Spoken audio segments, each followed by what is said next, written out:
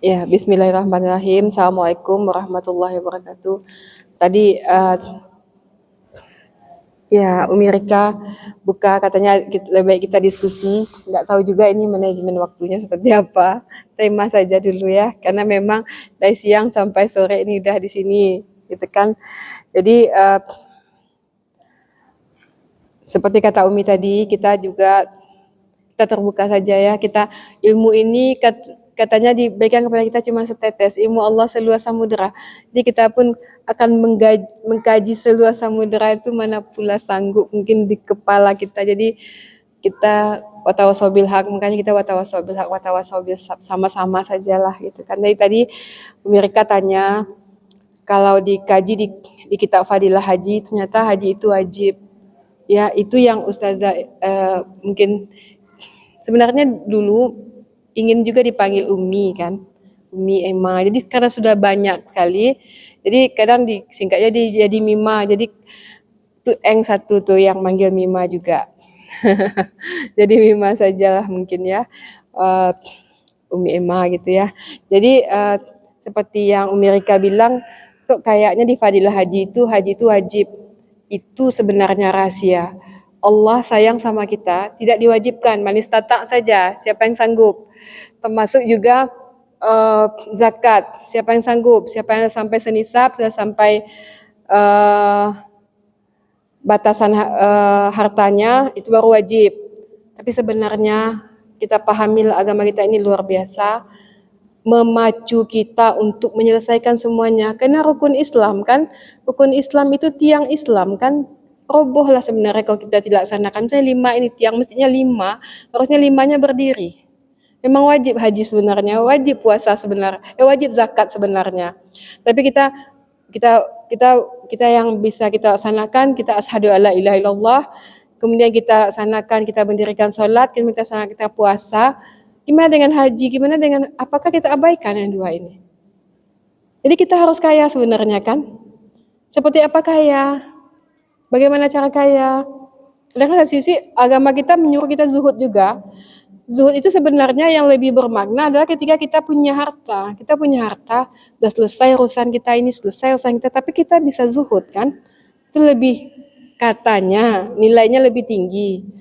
Jadi kalau kita lemah saja, oh ya kita kan nggak sanggup, kita nggak usah aja lah haji. Kita kan lemah, kita kan belum sampai nggak akan senisap harta kita kan nggak akan sampai batas ini, kita nggak akan wajib zakat. Jadi kita kan berada pada posisi kalah saja. Sementara agama kita itu tadi kan yang Mima sebutkan juga sebagai semangat bagi kita ketika kita disuruh berwudu dengan air bersih. Ada tidak di sekitar sini air bersih? Cukup 2 kula tidak? Cukup bisa berwudu dengan baik tidak? Ada pam tidak? Ada ini tidak? Kita cari kan. Dengan itu kita umat Islam bikin bendungan mungkin. Umat Islam bikin hal-hal yang hebat mungkin. Demi keterjagaan kesuciannya agar sholatnya diterima. Ya, kita lakukan hal-hal yang luar biasa. Mungkin seakan di luar konteks ibadah kita yang rukun Islam, rukun iman ini termasuk haji juga. Kenapa Allah wajibkan haji kita di sini? Di Mekah disuruhkan. Kenapa tidak misalnya kamu lakukanlah sholat seperti apa? Tapi kita harus pergilah, safarlah. Ikuti jejak-jejak Nabi Ibrahim. Nabi Ibrahim itu seperti itu tauhid. Bagaimana dia menegakkan tauhid wajib sebenarnya kalau kita kaji secara kita manusiawi, tapi Allah tidak mewajibkan. Allah tidak akan menuntut kita kalau kita tidak bisa. Kalau kita tidak sampai senisab, harta kita tidak cukup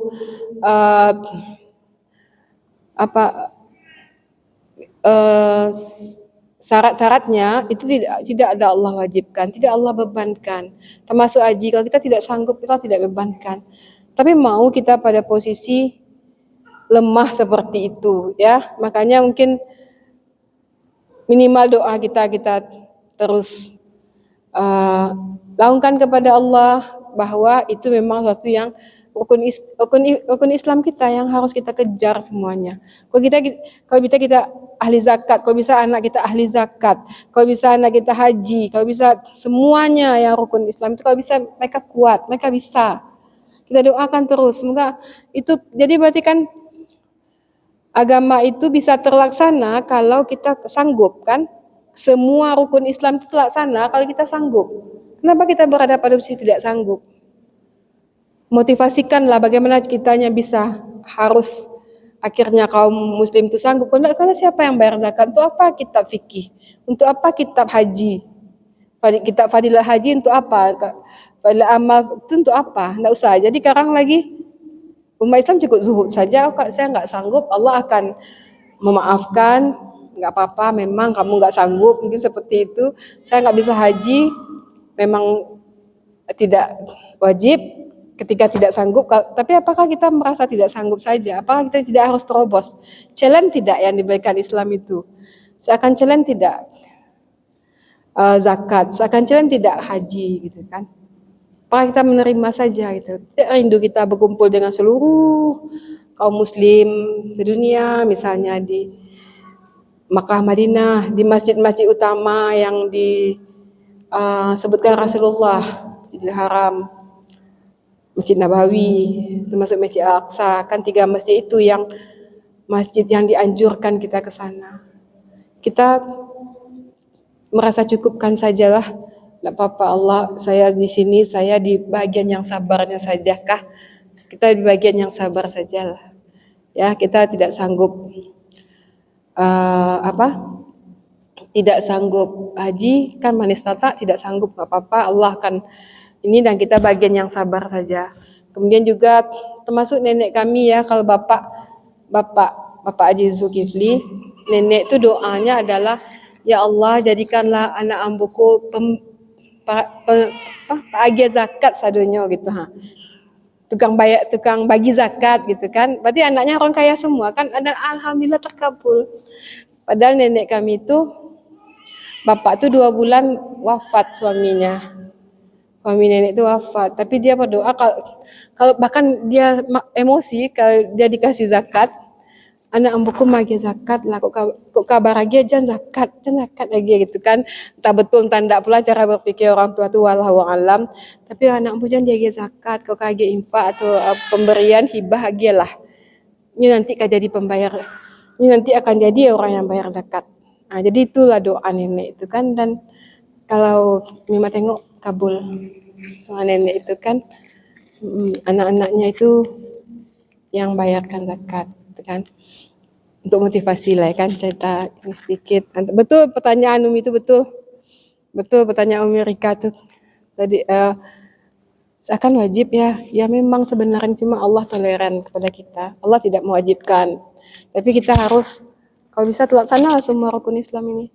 Kalau kita bisa bayar zakat kan, kalau ada emas kita sekian kita kumpulkan setahun saya bayar zakat, atau bisa kita ini haji ya dengan segala caranya lah, seperti kata Umi kan, tak kalau sekarang kan dipatok sekian ke Mekahnya sekian, mungkin orang banyak juga mencari-cari jalur supaya dia bisa dengan mudah ke Mekah gitu kan.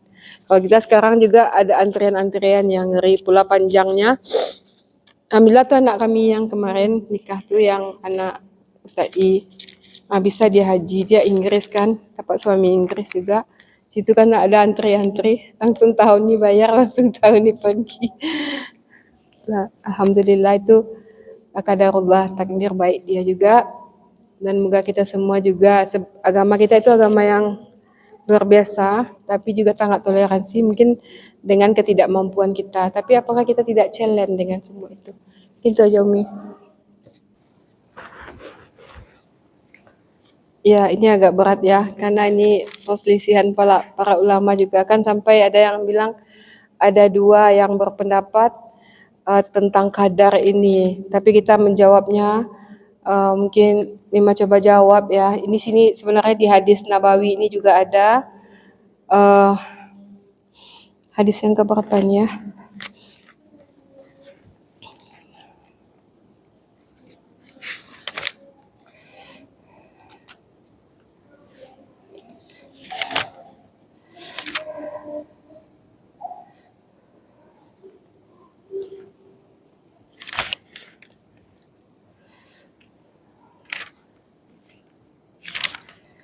Biasa wala tu asir mana ini ya?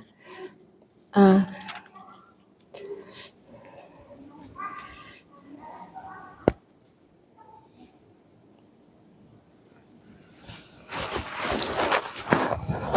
ini ya. Ini di hadis ke-19 itu an Abi Abbas Abdullah ibni Abbasi radhiyallahu taala anhuma qala kuntu khalfan Nabi sallallahu alaihi wasallam yauma faqala. Saya pernah berada di belakang Nabi pada suatu hari maka beliau bersabda, ya gulam, wahai anak, ini uallimuka kalimatin. Sungguhnya aku mengajar engkau beberapa kalimat. Ihfazillah, jagalah Allah. Tajidhu tujahaka. Jagalah Allah, Allah akan menjaga engkau. Jagalah Allah, maka engkau akan mendapatkannya di hadapanmu. Jika engkau meminta, mintalah kepada Allah. Jika engkau minta tolong, minta tolonglah kepada Allah. Ketahuilah bahwa sesungguhnya jika umat manusia bersatu untuk memberikan manfaat kebaikan bagimu tentang sesuatu, maka mereka tidak dapat melakukan hal itu kecuali apa yang ditentukan Allah padamu. Dan jika mereka bersatu untuk mencelakakanmu dengan sesuatu, maka tidaklah mereka dapat mencelakakan kamu kecuali dengan sesuatu yang telah ditentukan oleh Allah. Telah diangkat kalam dan telah dikering tinta lembaran-lembaran itu. Jadi kalau di sini kita lihat ya bahwa sebenarnya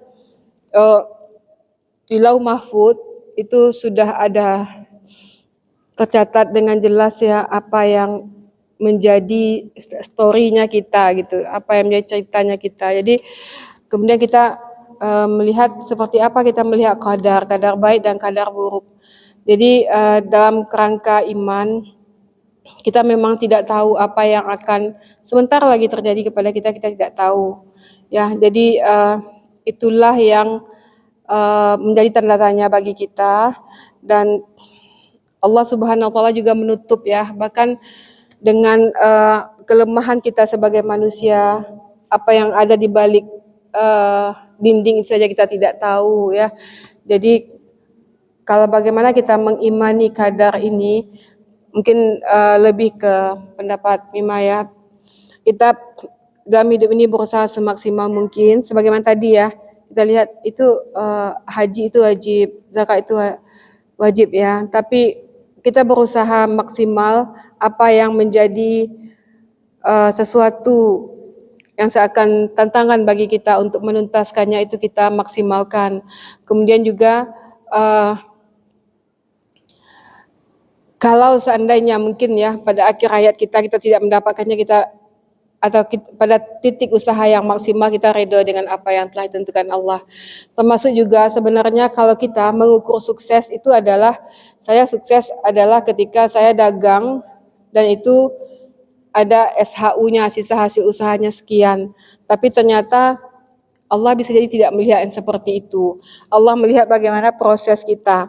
Misalnya ada orang ya yang kalau kita lihat seperti yang kita lihat lah mungkin di Palestina ya, kalau kita melihat gimana tuh nasib, bagaimana, tapi bisa jadi memang itu tol sahid dari Allah enggak ya, itu lagi anugerah mereka atau gimana gitu. Kalau kita berpayah-payah belum tentu juga kita yakin nanti di yaumil hisab ini akan seperti apa dihisab. Tapi kalau kita lihat mereka menjaga Masjidil Aqsa dan mereka dalam kondisi yang sangat terjepit seperti itu, mereka masih sangat soleh, kita lihat ya, itu cara Allah tidak ya. Kalau kita melihat mereka hancur lebur lah, itu cobaan untuk kita atau cobaan untuk mereka. Bisa jadi di mereka adalah betul-betul jalan tol untuk sahid. Sebentar mereka sudah bisa dipastikan ya.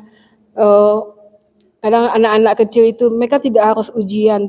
Kadang kita lihat juga ya, nauzubillah mungkin ya, kita bicara juga kayak ada juga Palestina itu kan kayak Gigi Hadid itu yang adik kakak itu, mereka sempat tersesat juga kalau kita lihat dari kacamata kita Islam kan, Palestina juga keturunan Palestina, tapi ini di lingkungan itu walaupun kita lihat sepertinya takdir buruk gitu, tapi belum tentulah rasanya karena Allah akan seperti itu. Seperti kita lihat juga ketika Nabi Ibrahim susah dia mendapatkan keturunan, tapi ketika dia dapat keturunan kata Allah sembelih gitu kan. Itu seperti apa? Apakah takdir buruk atau seperti apa? Tapi Allah kemudian menggantinya, kemudian Allah tetap memberikan anaknya dan Allah menggantinya dengan sesuatu yang berbeda. Jadi kita melihat bagaimana Allah itu melakukan sesuatu yang tidak mungkin terlalu cerdas kita untuk bisa memprediksi, tapi ketika dipaparkan di Al-Quran akan seperti itu, baru kita bisa membaca. Seperti Siti Sarah yang lari dari Safa Marwah untuk cari air, ternyata air di kaki Ismail Allah kasih gitu kan. Kenapa tidak Allah kasih saja di Safa Marwah? Kan dia sudah berusaha di situ. Kenapa sisa hasil usahanya tidak, oh saya sudah lari dengan kencang-kencang, akhirnya dengan kehebatan saya dapatlah air. Ternyata dia lari ke sini, airnya entah di mana, tidak menjadi seakan-akan upah dari kinerja dia yang lari-lari, tapi kita pergi berhaji, kita itu yang kita peringati, kita lari-lari pula dari Safa ke Marwah. Sementara perolehan hasilnya di kaki Ismail. Akan seperti itu hidup ini. Tidak tahu kita perasaan kita ketika kita berusaha maksimal baru tuh kita sukses dapat hasil sekian 10 juta misalnya kita targetkan. Tapi ketika kita tidak mendapatkan hasil bahkan minus, tapi ada hal-hal mungkin haram yang kita takutkan tidak kita lakukan, kita tidak merasa sukses. Tapi sebenarnya itu di mata Allah bisa jadi itu yang sukses kan, kita nggak tahu. Daripada maksiat bela kok itu indah gitu kan. Tapi kalau kita dari segi perhitungan manajemennya, kalau itu dapat 10 juta, tapi ini kena enggak ya urusan Allah, misalnya kita bersabar akhirnya kita tidak mendapatkan yang kita prediksi dapatkan, kita berada pada posisi kalah mungkin ya, tapi itu sebenarnya kadarnya baik bagi kita gitu lah kalau emang menimbang. Jadi kalau misalnya kita dalam Islam ini kadang tidak bisa kita uangkan, kadang-kadang bisa kita bilang itu kertas-kertas, itu koin-koin, itu logam-logam, itu kita kejar-kejar, itu betul atau tidak gitu. Kadang sebenarnya yang harus hakikatnya itu seperti apa, wallahu a'lam juga gitu kan. Seperti kita lihat Siti Sarah itu ya, dari Safa ke Marwah di kaki Nabi Ismail, ternyata air Zam-Zam kita nikmati sampai sekarang, kita pengen seperti Allah membacakannya kepada kita. Bukan, bisa jadi usaha-usaha ini belum tentu tidak masalah gitu kan. Bahkan kita lihat cerita Nabi Musa sama dengan Bani Israel sekarang kan, ketakutan nanti Palestina ini akan membunuh mereka. Fir'aun kan seperti itu, takut dia Musa nanti besar, ada dari keturunan Bani Israel nanti besar, nanti akan membunuh dia, akan jadi raja. Jadi bahkan Allah suruh ibu Nabi Musa alirkan depan hidung Fir'aun, depan hidung Asia, anak itu tinggal di istana. Seperti apa Allah menunjukkan kepada kita, padahal harusnya kenapa tidak sembunyi di hutan saja, tiba-tiba muncul sebagai penentang Fir'aun, tapi tidak, ada di kerajaan itu dia dialirkan, hanyutkan anakmu, sampailah di orang kerajaan, tinggal di kerajaan, tidak dibunuh, diselamatkan sama Allah.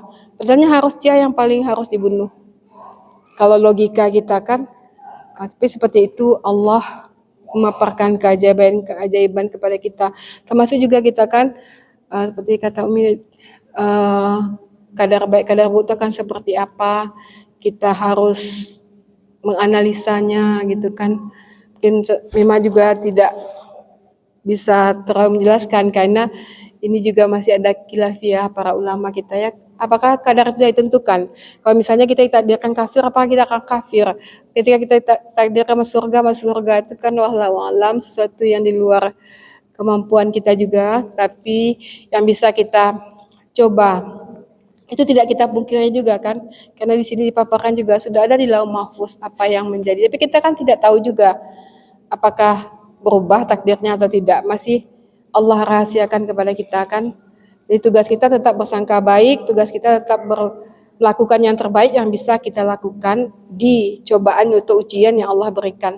Tidak masalah ujiannya dalam bentuk apa, tapi bagaimana kita menyikapi dengan cara terbaik. Itu saja yang akan jadi hitungan ke Allah sepertinya ya. Karena kita lihat Siti Sarah menjadi momentum yang harus kita ingat-ingat semua. Siti Sarahnya lari Safa Marwah. Kita semua lari juga sekarang Safa Marwah dengan minum air Zam-Zam nantinya. Sementara air Zam-Zamnya itu ada di kaki Nabi Ismail. Mungkin itu ya Umi yang bisa Mimah jawab.